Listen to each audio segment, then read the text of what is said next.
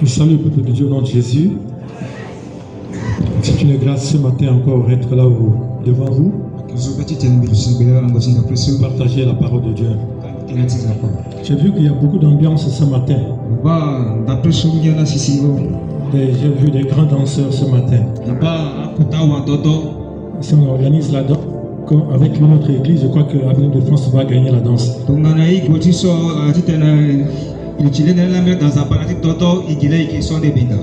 Amen.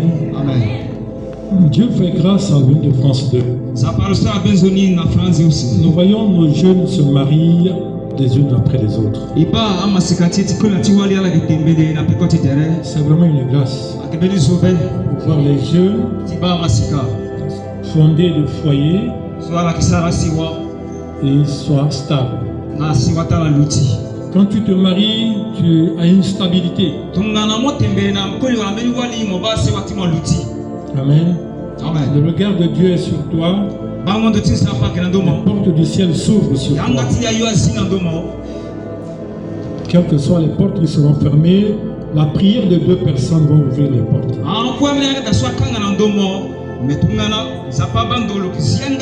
Deux personnes qui s'unissent, qui prient ensemble, Dieu ouvre les portes. C'est la force du foyer. C'est pourquoi c'est important de se marier. Amen. Ce matin, Dieu a mis sur mon cœur un message que je vais partager avec vous. Ces jours-ci, j'étais en train de parcourir le livre de Psaumes. Et quand je lis le livre de Psaumes, je vois que le roi David a écrit la plupart des livres de Psaumes. Et ce qui est venu sur mon cœur, c'est la déclaration de Dieu qu'il a faite à l'égard de David. Homme selon le cœur de Dieu. David, homme selon le cœur de Dieu. Il y a des personnages dans la Bible où Dieu a fait des déclarations. Des déclarations très puissantes. Et ces déclarations doivent éveiller notre esprit, notre conscience. Ces déclarations doivent nous interpeller. Pourquoi Dieu déclare que David, homme selon mon cœur? Est-ce que Dieu peut dire de moi, Noël, homme selon mon cœur? Qu'est-ce que David a fait pour que Dieu puisse l'appeler homme selon mon cœur? Nous allons voir ce matin ce qui a poussé Dieu à déclarer que David est homme selon son cœur. Nous allons voir des choses particulières dans la vie de David qui a poussé Dieu à faire cette déclaration. Dieu a fait cette déclaration dans la vie de plusieurs hommes. Dieu a déclaré dans la vie de Job.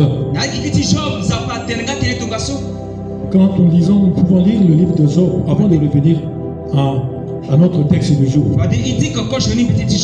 Lisons le livre de Job chapitre 1 à partir du verset 6.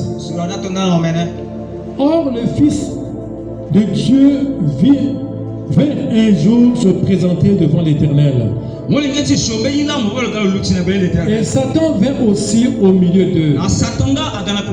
L'Éternel dit à Satan, d'où viens-tu? Et Satan répondit à l'Éternel, de parcourir la terre et de m'y promener. L'Éternel dit à Satan, as-tu remarqué mon serviteur Job? Amen. Amen. C'est des paroles très très profondes. Ils doivent interpeller chaque chrétien. Est-ce que Dieu peut dire de toi et de moi un jour, as-tu remarqué mon serviteur Noël? As-tu remarqué mon serviteur Boniface. Dieu peut dire de toi un jour comme ça. Amen. Si nous sommes enfants de Dieu, est-ce que Dieu peut dire as-tu remarqué, ma fille, as-tu remarqué, mon fils? Il y a des choses particulières en Job.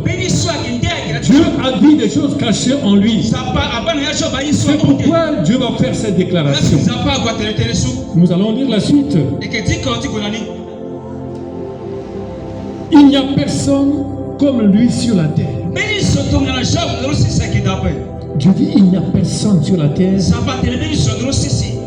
comme lui. C'est un homme intègre, droit, craignant Dieu et se détourne du mal. Voilà, ce sont des choses que Dieu a vues en Job pour faire cette déclaration. Dieu peut trouver ces choses en toi, mon frère, ma soeur, afin de lui permettre de faire cette telle déclaration. Job, malgré tout ce qui lui est arrivé, malgré la persécution, malgré la souffrance par laquelle il est passé, il est resté stable dans sa foi. Stable dans sa foi. Regard fixé sur le Seigneur. Il n'a pas regardé à tout ce qui s'est passé, mais son regard resté sur le Seigneur. Stable dans la foi. Et Dieu va dire, as-tu remarqué mon serviteur Job? Dieu veut voir ces choses dans notre vie, mon frère, ma soeur. Dieu veut taper sa poitrine pour toi et pour moi. Cela dépend de toi. Cela dépend de moi. Comme il a cité des choses dans la vie de David, de Job. Un homme droit, un homme intègre, droit, craignant Dieu et se détournant du mal. Ces choses-là, Dieu veut que ces choses soient en toi et en moi, pour qu'un jour, il puisse nous déclarer, voilà mon fils, voilà ma fille, qui est intègre, qui est droit, qui craint Dieu et qui se détourne du mal. Si on est chrétien, si on est enfant de Dieu, si on est né de nouveau, ces choses doivent être dans notre vie. L'intégrité, la droiture, la crainte de Dieu et se détourner du mal. Dieu a redonné à Job le double de ce qu'il a fait. Nous prions, nous chantons, nous jeûnons, mais notre vie ne change pas. Nous sommes dans la souffrance. Pourquoi? Parce que ces choses manquent de notre vie. Ça manque de notre vie. Si ça manque de notre vie, comment pouvons-nous voir la main de Dieu? Job est passé par des moments difficiles, mais il avait ses qualités en lui. Comme il est resté stable sur ses qualités, la droiture, la crainte de Dieu, et s'il s'éloignait du mal, Dieu a donné à Job tout ce qu'il a perdu, le double de ce qu'il a perdu. Voilà les qualités que Dieu veut voir en toi et en moi. Même si nous allons traverser des moments difficiles, mais le jour du Seigneur va venir et il va nous bénir. Amen. Il va nous bénir. Dieu veut voir ces choses dans notre vie. Et un jour, Jésus, au début de son ministère, il a appelé Jacques, Jean, Philippe, qui les a appelés de le suivre. Quelque chose va se passer. Ses disciples ont rencontré Jésus et ils ont vu que Jésus était le Messie que Dieu a envoyé. Alors, ils sont allés maintenant pour dire aux autres, voilà celui-là dont la loi en parlait de lui, que les prophètes en parlent de lui, nous l'avons vu, nous l'avons rencontré. Nous allons lire ce passage dans le livre de Jean. Jean chapitre 1, le verset 43. On dit le lendemain, Jésus voulut se rendre en Galilée. Il rencontra Philippe. Suis-moi. Philippe était de Bethsaïda, de la ville d'André et de Pierre. Philippe rencontra Nathanaël et lui dit, nous avons trouvé celui de qui Moïse a écrit dans la loi et dont les prophètes ont parlé. Jésus de Nazareth, fils de Joseph. Nathanaël lui dit, peut-il venir de Nazareth quelque chose de bon? Philippe lui répondit, viens et vois.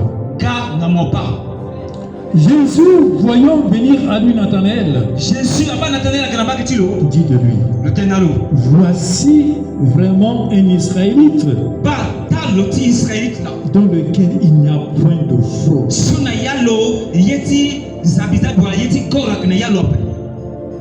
Amen. Voilà de telles déclarations. Quand je lis ces passages, je vois de telles déclarations. Je dis, Seigneur, comment est-ce que je peux faire pour que mon cœur soit droit devant le Seigneur, pour que ma vie soit transparente devant le Seigneur, pour que je sois intègre devant Dieu, pour que je puisse recevoir de telles déclarations.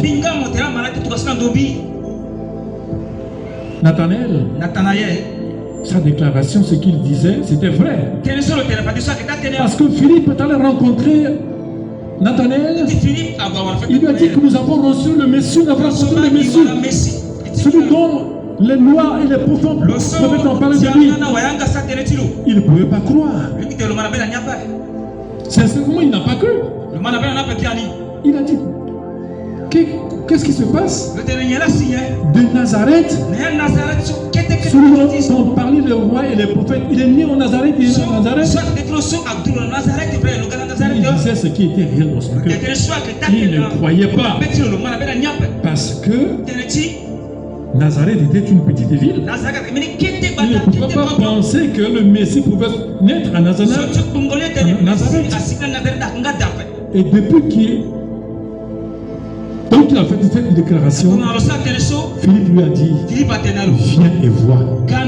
Nous avons rencontré le Messie. Viens, tu vas le voir. Et quand Philippe et Nathanaël commençaient à venir vers Jésus, et quand Jésus a vu Nathanaël, Jésus a vu son cœur. Son cœur était droit. Il disait la vérité. Parce qu'il savait qu'en Nazareth, quelque chose de bon ne pouvait pas venir. Le Messie ne pouvait pas naître à Nazareth. Son cœur était pur. Sa déclaration était vraie. Et Jésus a vu cette déclaration. Ça a touché le cœur de Jésus. Jésus a dit, voilà un Israélite dans lequel il n'y a point de faux. Bien-aimé, Dieu regarde notre cœur. Ce que Dieu cherche, c'est l'état de notre cœur. Dieu veut un cœur pur. Dieu veut un cœur droit. Un cœur juste. Un cœur qui le craint. Un cœur où il n'y a point de faute.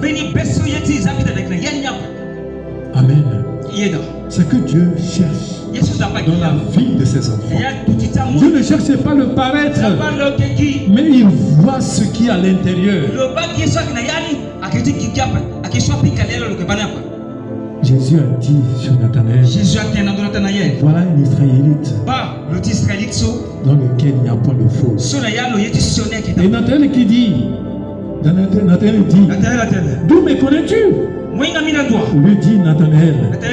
Jésus lui répondit, avant que Philippe t'appela, que tu étais sous le figuier, je t'ai vu. Jésus connaît le cœur de chacun. Jésus La disposition de cœur de chacun de nous. Il n'y a rien que nous pouvons faire dans les ténèbres que Jésus ne peut pas voir. Amen. Tout ce que nous faisons, l'homme ne peut pas voir. Dieu voit. Le Seigneur voit. Nathanaël était sous le figuier. Et quand il discutait avec Philippe, Jésus l'avait vu. Jésus avait vu l'état de son cœur. Et ce qu'il disait à Philippe, c'était vrai. Il parlait de tout son cœur. Il disait la vérité. Parce qu'il disait que maintenant, Nazareth est une petite ville. Le Messie ne peut pas naître à Nazareth. Un petit village comme ça. Il disait ce qui était vrai. Jésus a vu son cœur était juste. Amen. Dieu cherche ces cœurs. Ces cœurs qui sont purs. C'est dans ces cœurs purs-là que Dieu peut se manifester. Que Dieu peut se manifester. L'introduction de mon message. Nous allons passer à notre message pour que notre message se trouve dans le livre de Actes. Actes chapitre 13. Amen.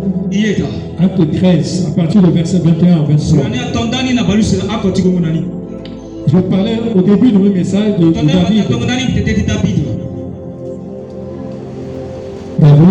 David, homme selon le cœur de Dieu. Ce qui a poussé Dieu pour faire des déclarations sur David.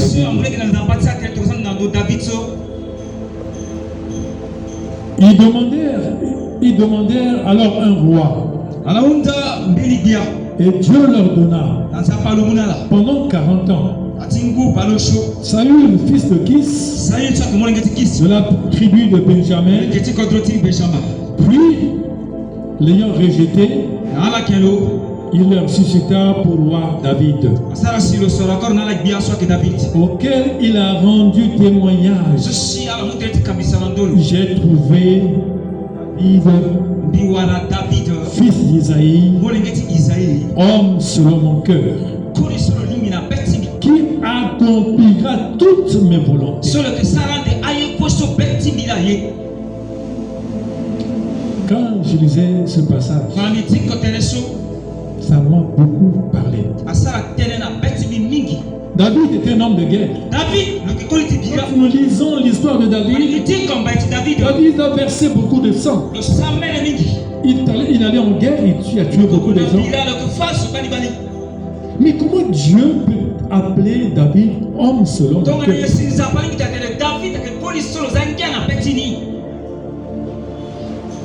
Il a pris Uri qui était un général d'armée. Il a pris Uri, voilà. Il a envoyé Uri en bataille. Et il a pris la femme de Uri. Il a couché avec la femme de Uri. Il a demandé que Uri ne puisse pas revenir, qu'il soit mort sur le terrain. Il a donné l'ordre que Uri soit tué afin de prendre sa femme. Mais de tels hommes comme ça, Dieu va dire homme selon mon cœur. Je dis Seigneur, ça ne va pas.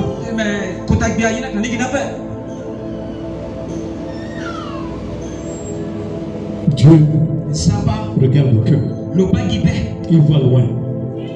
Il regarde loin. Dieu a vu des choses dans la vie de David. Ce que Dieu a vu dans le cœur de David est plus profond.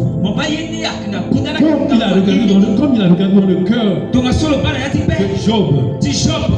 Parce qu'il a vu le cœur de Job était stable. Il a fait cette déclaration sur Job. Et Dieu va faire cette même déclaration sur David. Parce qu'il a vu en David quelque chose qui dépasse le meurtre, qui dépasse l'adultère. Bien aimé, que tu sois adultère, toi tu sois un homme imparfait, toi tu sois un braqueur, ce que Dieu voit, c'est ton cœur.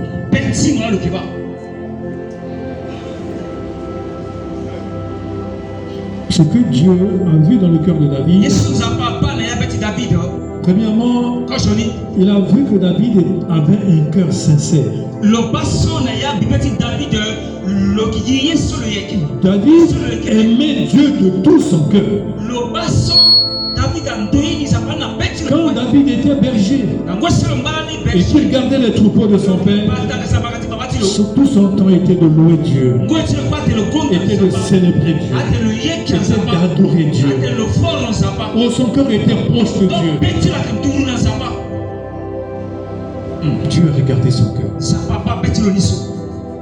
Malgré tout ce qu'il a fait de mal, malgré les erreurs qu'il a commises, les fautes graves qu'il a commises, Dieu va regarder au cœur de David. Quand vous lisez le livre de Psaume, beaucoup de prières de David, Dieu a exaucé. Et pourtant c'est un homme de guerre. Mais Dieu regardait à son cœur. L'état de notre cœur est plus important que l'extérieur qui paraît devant les hommes. Nous faisons semblant d'être un chrétien normal. Mais Dieu nous connaît. Dieu nous connaît tous. Dieu voit l'état de notre cœur. C'est ce que Dieu cherche à chacun de nous. Préserve ton cœur contre toute autre chose. Garde ton cœur contre toute autre chose. Donne ton cœur à Dieu. Que ton cœur s'élève vers Dieu. Ne laisse pas ton cœur détourné par quelque chose de monde. Bien aimé, au moment où nous vivons, il y a l'internet, il y a le Facebook qui nous emporte loin du Seigneur. On n'a pas assez de temps pour louer Dieu. On n'a pas assez de temps pour adorer Dieu. On ne passe pas assez de temps devant le Seigneur. Merci Seigneur pour moi. Merci Seigneur pour moi. Merci pour moi. J'ai un ange gardien qui me surveille tout le temps. Quand je passe beaucoup de temps tout le téléphone, elle vient, elle regarde. Si c'est pas ça, elle m'arrête. Ça nous entraîne loin du Seigneur. Je rends grâce à ma femme qui de temps en temps fait. C'est un outil de travail. C'est un outil de travail, c'est vrai. Mais quelquefois, ça nous entraîne loin du Seigneur. Ce qui fait que nos temps de prière les mercredis, les gens ne viennent plus. Les gens sont accros au téléphone, accros au Facebook. Quand il n'y avait pas l'internet, il n'y avait pas le Facebook, les gens venaient chercher Dieu pour leurs problèmes, pour leur situation. Maintenant les églises sont vides. C'est pas seulement chez nous ici. Quand on peut passer devant plusieurs églises, c'est la même chose. Parce que le pouvoir de l'internet, le pouvoir de Facebook a pris notre cœur, a pris la place de Dieu. Notre cœur n'est plus à Dieu. David, son cœur était tout à Dieu. Parce qu'il disait, un jour dans cette vie vaut mieux que 1000 ailleurs. Un jour dans la maison de Dieu vaut mieux que 1000 ailleurs. Voilà l'état de cœur de David. Comment tu ne peux pas apprécier des gens comme ça? Comment tu ne peux pas témoigner ces gens comme ça? Comment il ne pouvait pas être l'homme selon le cœur de Dieu? Parce que tout son temps c'était dans la présence. Tout son temps c'est d'avoir, c'est de louer, de célébrer, d'adorer Dieu.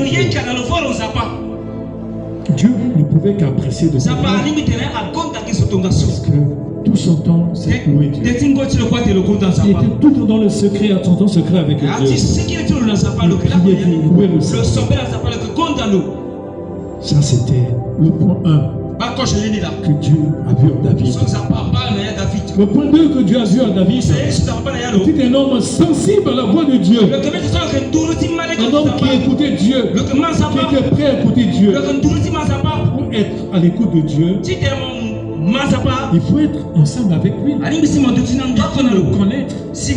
Mais pour connaître Dieu, il faut entrer en intimité avec lui. Il faut prendre du temps avec lui pour entendre sa voix, pour discerner sa voix. Si on n'est pas ensemble avec Dieu, on ne peut pas discerner la voix de Dieu. On ne peut pas entendre la voix de Dieu. Nous allons aller dans les directions que notre cœur nous demande d'aller. Mais si nous sommes avec Dieu, si nous sommes sensibles à sa voix, nous allons marcher tout le temps dans la direction de Dieu. Et nos projets vont réussir. Parce que dans ce temps de discernement, dans ce temps d'intimité, Dieu nous donne des orientations, Dieu nous conduit, Dieu nous dirige, Dieu nous oriente. Mais si nous sommes éloignés de Dieu, si nous n'écoutons pas la voix de Dieu, comment nous pouvons évoluer? Il était sensible à la voix de Dieu. Il prenait beaucoup de temps devant le Seigneur. Vous pouvez le célébrer. Et Dieu lui révélait beaucoup de choses. Quand il allait en bataille, il remportait des victoires. Parce que dans son intimité, Dieu lui donnait des directives. Comment il devait faire le combat.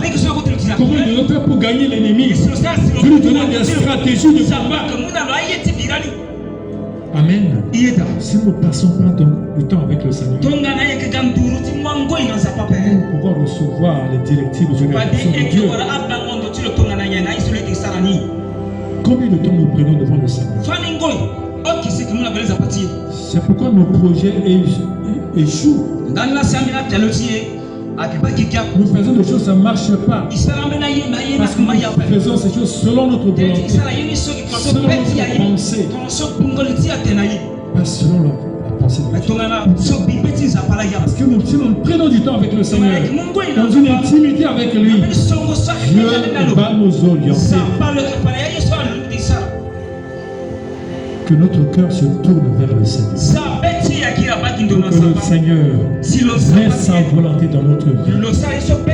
Il met de bonnes orientations dans notre vie. Afin que nous puissions réussir dans tout ce que nous voulons.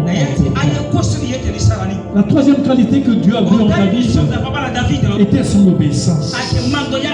Il était prêt à obéir à Dieu. Tout ce que Dieu lui demandait de faire, il était prêt à obéir, à mettre en pratique. Est-ce que nous sommes prêts à mettre en pratique la parole de Dieu? Nous écoutons beaucoup de messages et de très bons messages, mais nous ne mettons pas en pratique. Dieu ne peut pas changer. Notre vie ne peut pas changer parce que nous ne mettons pas en pratique la parole de Dieu. Celui qui est obéissant, quand il écoute la parole de Dieu, il le met automatiquement en pratique. Et il voit la main de Dieu. Il voit la main de Dieu. Il n'hésitait pas à mettre en pratique tout ce que Dieu nous recommandait de faire. Il ne pouvait pas douter la voix de Dieu parce qu'il entend la voix de Dieu.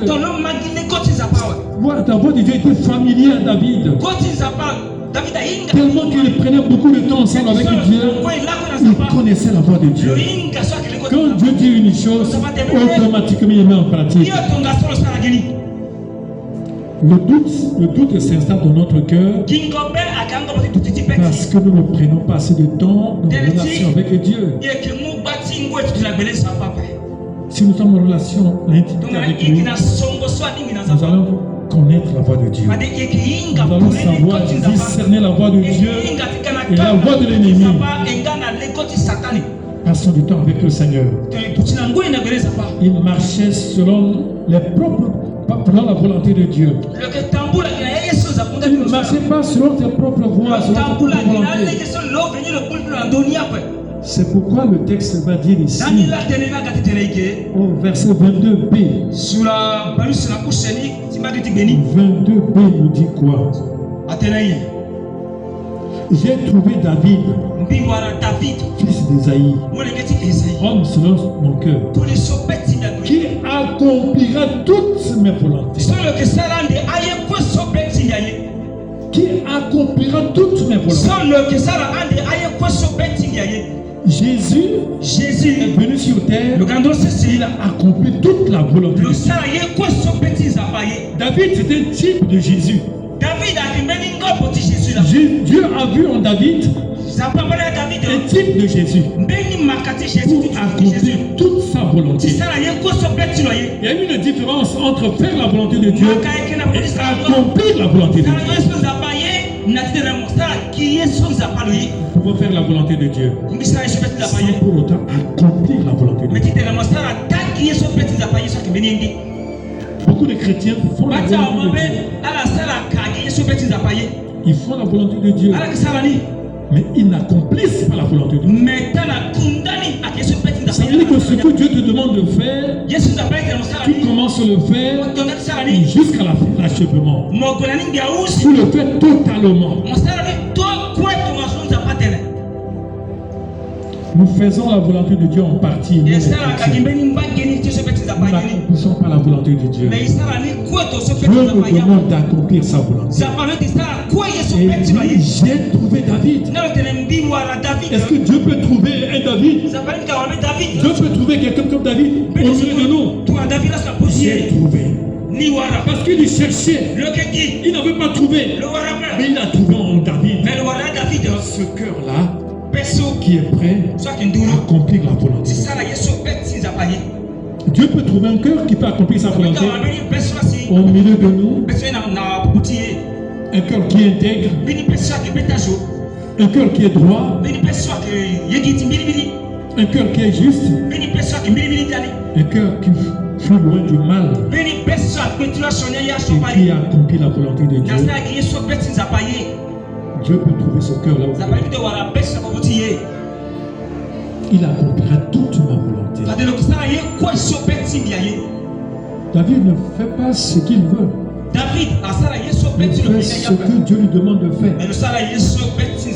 C'est pourquoi Dieu va lui dire, il accomplira toute ma volonté. Dieu nous demande d'accomplir sa volonté. Amen. La quatrième chose que Dieu a vue en David, chose très importante, Dieu a vu en David, David, homme repentant. Homme repentant. Quelqu'un qui est prêt à se repentir. Même s'il tombe dans le péché, il se relève. Seigneur, pardonne-moi. Il reconnaît ses péchés, il reconnaît ses fautes, il l'avoue clairement devant Dieu. Il le confesse devant Dieu, sans détour, sans cacher à Dieu. Oh Dieu, regarde mon cœur. Si j'ai continué d'iniquité dans mon cœur, pardonne-moi. Il ouvre son cœur largement à Dieu. Beaucoup de choses qui nous empêchent de voir la main de Dieu parce que nous ne sommes pas clairs devant Dieu. Dans notre temps de repentance, nous ne disons pas tout à Dieu. Nous disons une partie, nous cachons une partie. Comment Dieu peut opérer des miracles dans notre vie? Cet homme, un homme de guerre, qui a versé du sang, qui a fait des adultères, mais Dieu l'écoute, Dieu l'exauce, Dieu agit. Pourquoi? Ces quatre choses dans la vie de David ont touché le cœur de Dieu. Prêt à se repentir. Il était roi quand il a couché avec la femme d'Uri. Prophète Nathan vers lui. David, tu as fait quelque chose de mauvais. Mais il a reconnu, automatiquement reconnu. Il n'a pas cherché à justifier. Oh, je suis roi. Qu'est-ce que tu me dis? Il s'est humilié. Il s'est écouté la voix de Dieu. Il a écouté la voix de Dieu venue de la part du prophète Nathan. Automatiquement, il s'est humilié. Il s'est humilié. Il a demandé pardon à Dieu pour l'acte qu'il a commis. Es-tu prêt à demander pardon à Dieu quand tu tombes? Dieu ne cherche pas des hommes parfaits. Dieu cherche des cœurs repentants. Les mauvais qui se repentent. Dieu trouve grâce en eux. Ceux qui sont prêts à se repentir, à abandonner leurs péchés, à confesser que Dieu, je me sens faible, je suis un pécheur, sauve-moi de mon péché, délivre-moi. Dieu est prêt à agir dans leur vie. Amen. Soyons comme David. Ouvrons notre cœur grandement à Dieu pour reconnaître nos faiblesses et pour demander à Dieu qu'il nous pardonne. Lisons Psaume 51. Nous allons voir l'exemple de David. Psaume 51.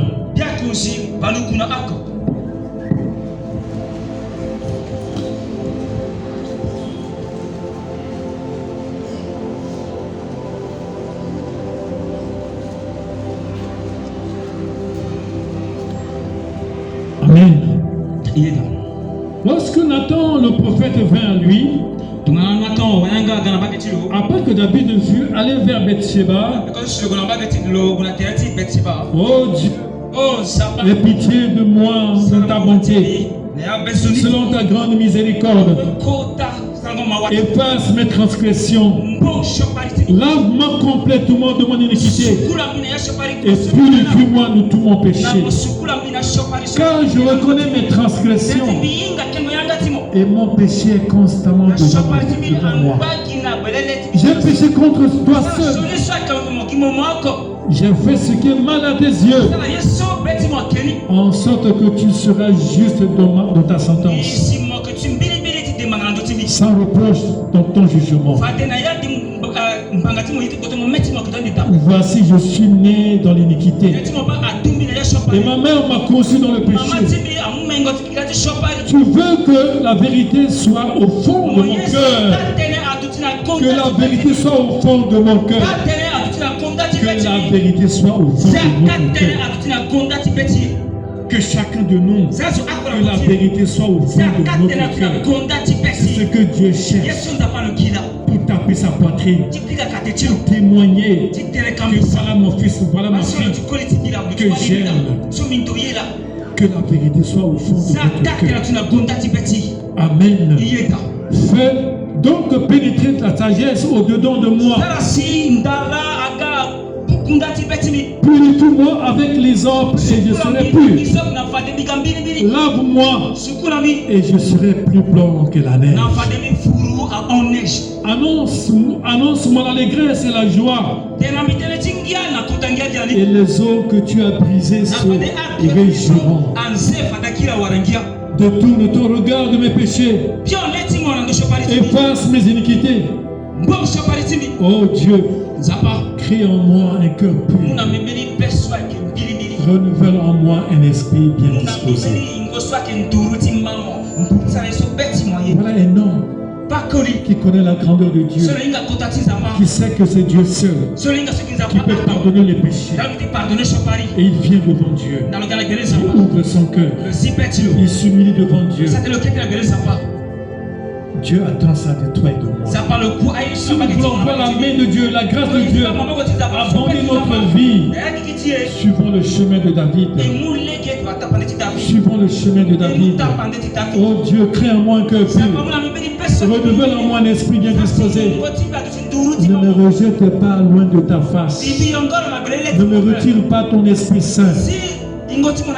Rends-moi la joie de ton salut. Et qu'un esprit de bonne volonté me soutienne. J'enseignerai tes voies à ceux qui les transgressent. Si dans ton cœur, tu n'es pas droit, qu'est-ce que tu vas enseigner aux autres? Qu'est-ce que tu vas enseigner aux autres? Si ton cœur n'est pas droit, ne te pure devant Dieu. Qu'est-ce que tu vas enseigner aux autres? Et j'enseignerai tes voies à ceux qui les transgressent. Et les pécheurs reviendront à toi. Oh Dieu, Dieu de mon salut, délivre-moi du sang versé. Le sang qu'il a versé, il demande pardon à Dieu. Délivre-moi du sang versé. Et ma langue célébrera ta miséricorde. Seigneur, ouvre mes lèvres. Et ma bouche publiera tes louanges. Tu eusses voulu des sacrifices, je t'en aurais offert. Mais tu ne prends point plaisir aux holocaustes. Les sacrifices qui sont agréables à Dieu, c'est un esprit brisé. Un esprit brisé. Celui qui te fait, qui s'humilie. Quand il commet un péché, quand il fait une faute, il s'humilie, il se met petit devant Dieu, son cœur est brisé, il commence à pleurer. C'est ça que Dieu cherche. Il ne cherche pas nos sacrifices, nos dîmes, nos offrandes, tout ce qu'on peut offrir à Dieu. Je veux voir notre cœur, le cœur brisé. C'est ça que Dieu cherche. Si Dieu trouve ce cœur, Dieu va se taper la poitrine. Les sacrifices qui sont agréables à Dieu, c'est un esprit brisé. Amen. Ayons un esprit brisé, prêt à s'humilier. Beaucoup de chrétiens tombent, mais refusent de reconnaître leur péché pour faire des confessions sincères. Comme David, beaucoup de nos prières ne sont pas exaucées à cause de notre repentance sincère. De manque de repentance sincère. Nos prières ne sont pas exaucées à cause. La grande force de David, il résidait dans sa repentance sincère devant Dieu. Bien aimé, David était prêt à s'humilier. Il reconnaît son tort. Il pleurait devant Dieu. Il cherchait Dieu. Dieu cherche pas celui qui ne tombe jamais, mais Dieu cherche ceux qui tombent. Ceux qui tombent, qui reconnaissent, qui vont vers lui, qui demandent leur relèvement. Dieu va les relever. Dieu est prêt à celui qui se répand après avoir commis le péché. Celui qui revient de tout son cœur à Dieu, Dieu le pardonne. Amen.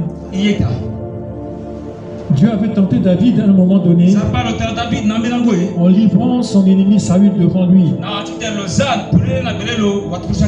David pouvait tuer David, il pouvait tuer Saül. Dieu l'a complètement livré. Dieu voulait voir l'état de son cœur. Il a dit non. Je ne toucherai pas loin de Dieu. Loin de Dieu. Je ne veux pas le toucher. Dieu nous cherche dans beaucoup de choses pour voir l'état de notre cœur. Celui qui t'a fait du mal, Dieu le présente devant toi. Si c'était nous aujourd'hui, c'est l'occasion. Je dois le faire. Je le tue. Parce qu'il m'a fait du mal. Il a cherché à me tuer. David n'a pas dit ça. Je ne toucherai pas à loin de Dieu. Bien aimé, Dieu cherche l'état de notre cœur. Il y a des occasions que Dieu va présenter devant nous pour voir l'état de notre cœur. Être un homme ou une femme selon le cœur de Dieu ne signifie pas être parfait. Non, c'est seulement avoir un cœur sincère. Un cœur juste et droit devant Dieu. Un cœur qui aime Dieu. Un cœur qui se soumet à la volonté de Dieu. Aime Dieu. Sois sensible à Dieu. Sensible à sa voix. Lui soit obéissant et accomplir la volonté de Dieu. C'est ce que Dieu cherche en chacun. Amen. Aime Dieu. Sois sensible à sa voix. Sois obéissant à sa voix. Sois prêt à se repentir et accomplir la volonté de Dieu. Amen. Dieu ne cherche pas les apparences publiques pour paraître devant les gens, mais sois dans le secret. Fais dans le secret. Sois en intimité avec Dieu dans le secret. La question n'est pas est-ce que tu es parfait. La vraie question, non. Ton cœur est-il vraiment tourné vers Dieu? Est-ce que ton cœur cherche-t-il vraiment Dieu? Dieu dit, cherchez-moi. Cherchez-moi de tout, cherchez-moi de votre cœur. Et je me laisserai trouver par vous. Si vous me cherchez de tout votre cœur. Si vous me cherchez de tout votre cœur, je me laisserai trouver par vous. Celui qui cherche Dieu de tout son cœur, avec un cœur sincère, comme David, il va rencontrer Dieu. Il va rencontrer Dieu. Et Dieu lui donnera des instructions. Amen. Voilà ce que Dieu a mis sur mon cœur. David, homme selon le cœur de Dieu.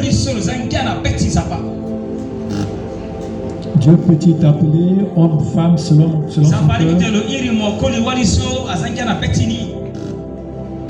Faisons très attention avec notre cœur.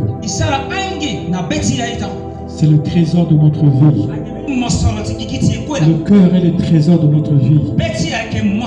Combien de fois l'homme physique, en temps humain, quand le cœur s'arrête,